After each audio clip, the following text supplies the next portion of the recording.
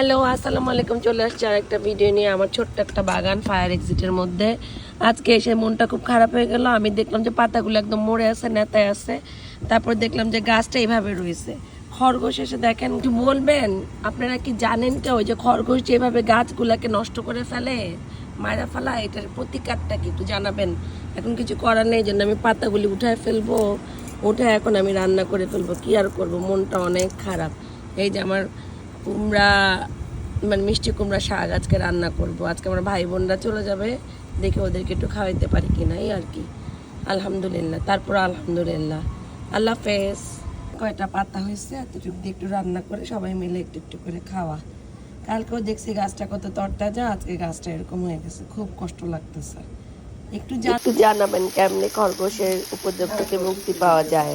গাছ এই যে রান্না করে ফেলছি ডাল দিয়ে, শাক দিয়ে, এখন খাবো। ডিম ভাজি করলাম। আল্লাহ হাফেজ।